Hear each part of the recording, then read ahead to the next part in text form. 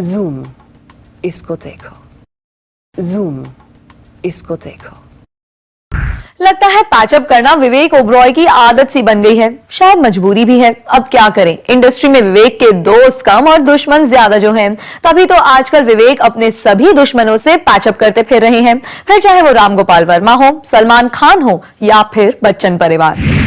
ये है बॉलीवुड का नया विलन।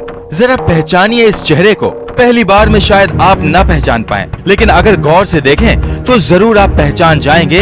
ये है चॉकलेटी बॉय इमेज वाले विवेक ओबरॉय, जिन्होंने अब अपना लिया है एक विलेन का लुक। जिस फिल्म रक्त चरित्र में पर्दे पर लाने की तैयारी कर रहे हैं डायरेक्टर राम गोपाल वर्मा। और यह है विवेक ओबरॉय का दूसरा लुक, जिसमें वो नजर आएंगे एक पॉलिटिकल लीडर के रूप में। इन तस्वीरों को देखकर ये साफ अंदाजा लगाया जा सकता है कि विवेक ने अब कर ली है बॉलीवुड में कुछ अलग कर दिखाने की तैयारी, और इसकी कमान उन्होंने सौंप दी है उन्हीं राम गोपाल वर्मा को, जिन्होंने फिल्म कंपनी के जरिए विवेक को दिलाई थी बॉलीवुड में पहचान। लेकिन मजेदार बात तो ये है कि बच्चन फैमिली के काफी करीबी माने जाने वाले डायरेक्टर राम गोपाल वर्मा ने बच्चन बहू ऐश्वर्या के बॉयफ्रेंड रह चुके विवेक को चुन लिया है अपनी फिल्म में लीड रोल के लिए। लेकिन विवेक के करियर को रिवाइव करने में राम गोपाल वर्मा के बढ़ते इंटरेस्ट को देख ये सवाल तो उठता ही है कि क्या बच्चन फैमिली के साथ आरजीवी की दूरियां बढ़ गई हैं? इसके जवाब में रामू कहते हैं कि ऐसा कुछ भी नहीं है। विवेक अपने करियर में बिजी थे और मैं अपनी फिल्मों में। तो फिर रामू को विवेक की याद अचानक क्यों आई? क्योंकि कंपनी के बाद रामू ने ही विवेक को अनप्रोफेशनल एक्टर करार दिया था। इसका जवाब भी रामू के पास है। रामू जी कहते हैं कि रक्त चरित्र के परितला रवि वाले कैरेक्टर के लिए विवेक उन्हें परफेक्ट नजर आते हैं। रामू के मुताबिक ये इतना चैलेंजिंग रोल है जिसमें विवेक को अलग एज के लुक वाले 2 किरदार निभाने हैं। वैसे विवेक को ये रोल मिलने के पीछे भी उनके इसी लुक का हाथ है, क्योंकि राम गोपाल वर्मा का कहना है कि विवेक ने सिर्फ 3 दिनों के अंदर ही परितला रवि से जुड़ी सारी रिसर्च कर डाली, जिससे इम्प्रेस होकर डायरेक्टर साहब ने भी विवेक को ही इस रोल के लिए बना लिया अपनी फर्स्ट चॉइस। और फिर इन तस्वीरों से भी विवेक की मेहनत तो साफ नजर आती ही है। इन सभी बातों से इतना तो साफ है कि दोस्त से दुश्मन बन चुके राम गोपाल वर्मा अब एक बार फिर दोस्त बन गए हैं।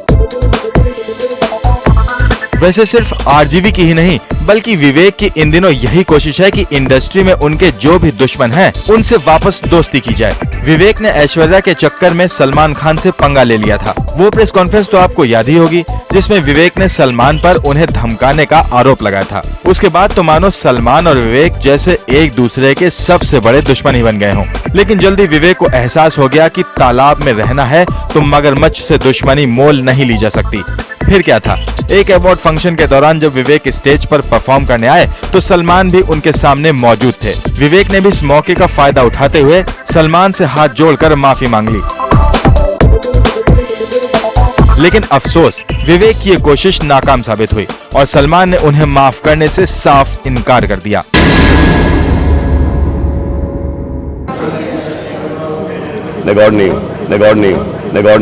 चलिए, यहाँ तो विवेक की दाल नहीं गली, लेकिन फिर भी उन्होंने हार नहीं मानी। विवेक ने अपने दूसरे दुश्मन यानी बच्चन से भी सुलह करने की कोशिश की।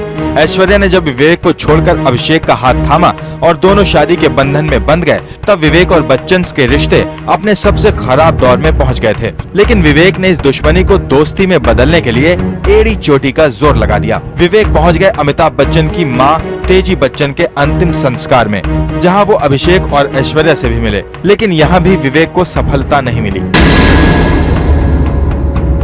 कुछ महीनों बाद ही फिल्म फेयर अवार्ड्स के रेड कारपेट पर जब विवेक पहुंचे तो अभिषेक ऐश्वर्या ने विवेक को अवॉइड करने के लिए मुंह फेर लिया। बेचारे विवेक लटका हुआ सा मुंह लेकर चले गए।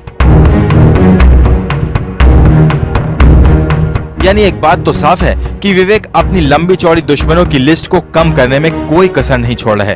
अब देखना यह है कि क्या विवेक को माफ करके अभिषेक और ऐश्वर्या तानसेन में उनके साथ काम करने को राजी होते हैं या नहीं। पारस कोठारी, जूम, मुंबई।